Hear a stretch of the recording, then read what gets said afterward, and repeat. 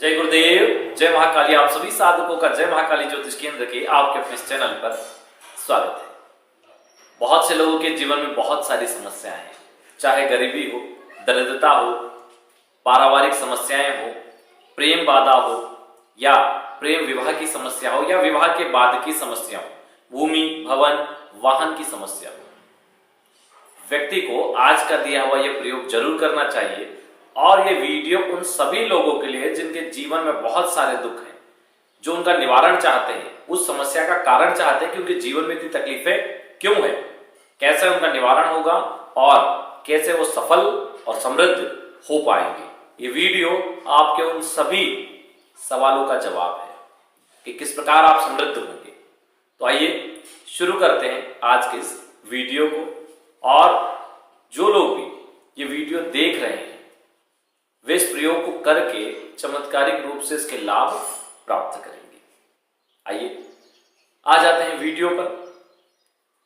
इस लक्ष्मी प्रयोग को कैसे करना है, कब करना है, वो सारी विषय वस्तु बताएं उससे पहले प्रत्येक व्यक्ति के साथ घट रही प्रत्येक घटना उसकी जन्म कुंडली में निहित होती है और जन्म कुंडली का जो विश्लेषण है वह गणित पर आधारित है।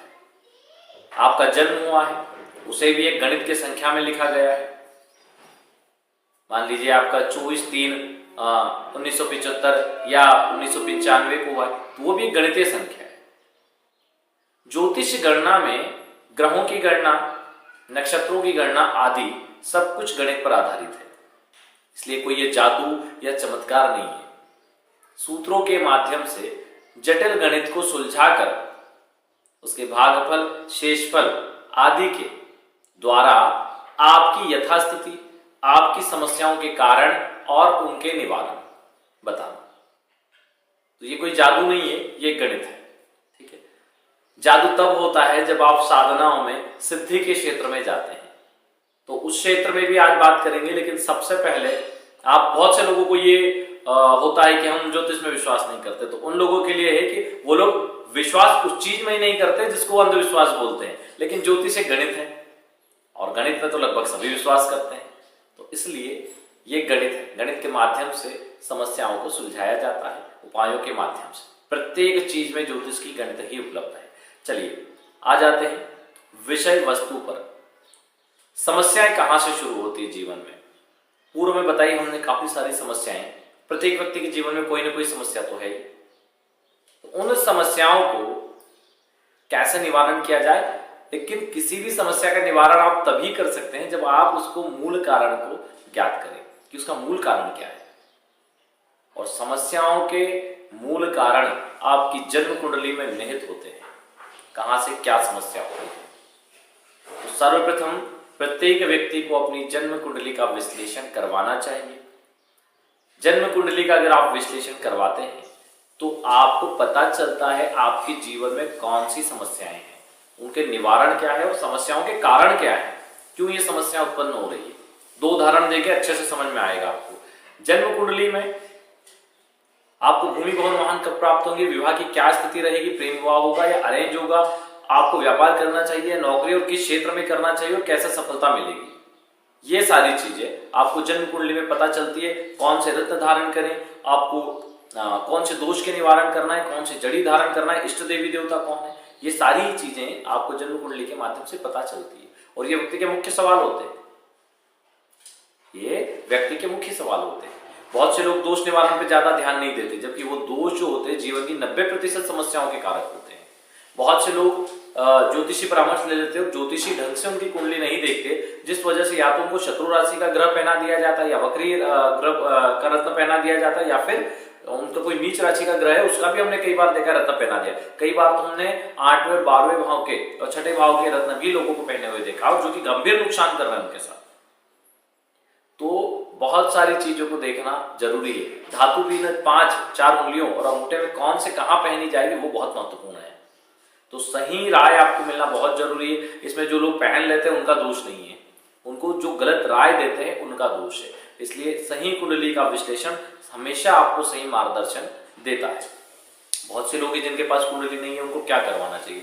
उनको अपना ऑरा स्कैनिंग और हस्तरेखा विश्लेषण करवाना चाहिए, ताकि उनको पता चले उनको करना क्या है, उनको धारण क्या करना है, उनके इष्ट देवी देवता कौन है, और समस्याओं के कारण उनको अपनी हस्तरेखा और ऑरा स्कैनिंग से पता चलते हैं। इसीलिए जय महाकाली ज्योतिष केंद्र के आपके अपने चैनल पर कुंडली विश्लेषण और ऑरा स्कैनिंग के बारे में हम हमेशा बहुत प्राथमिकता से बोलते हैं, क्योंकि और बहुत से लोग हमसे जब राय लेते हैं तो हम बोलते ठीक है, तंत्र बाधा अपनी जगह है, उसको तो हम चेक कर ही लेंगे, लेकिन ग्रह बाधा के लिए कुंडली विश्लेषण या ऑरा स्कैनिंग आप लोग जरूर करवाइए।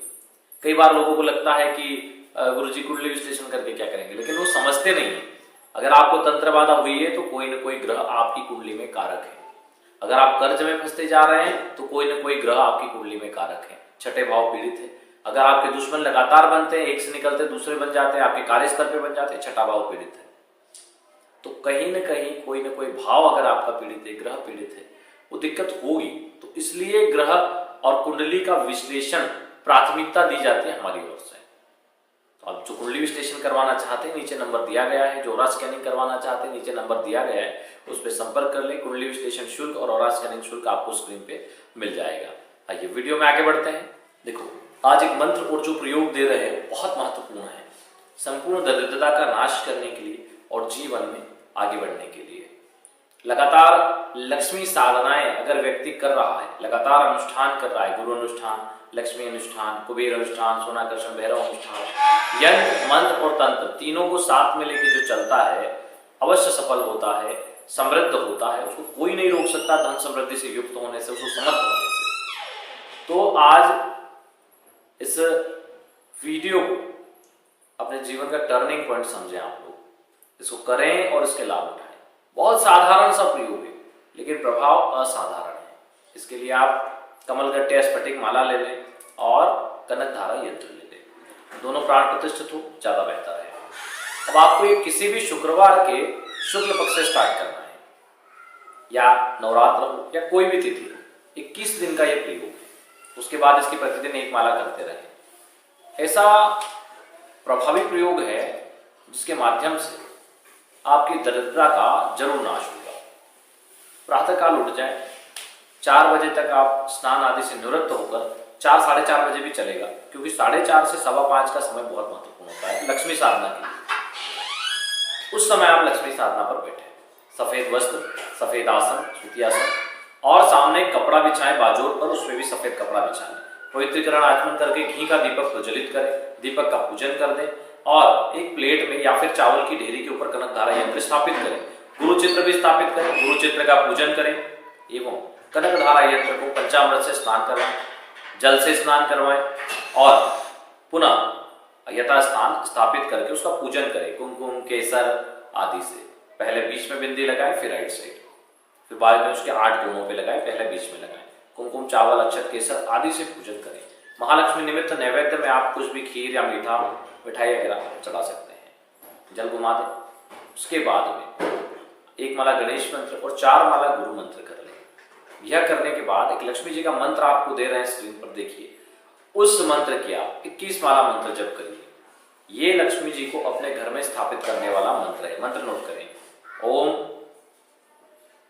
श्रीम ह्रीम क्लीम श्रीम लक्ष्मीरागच्छा गच्छ मम मंदिरे तिष्ठ तिष्ठ स्वाहा।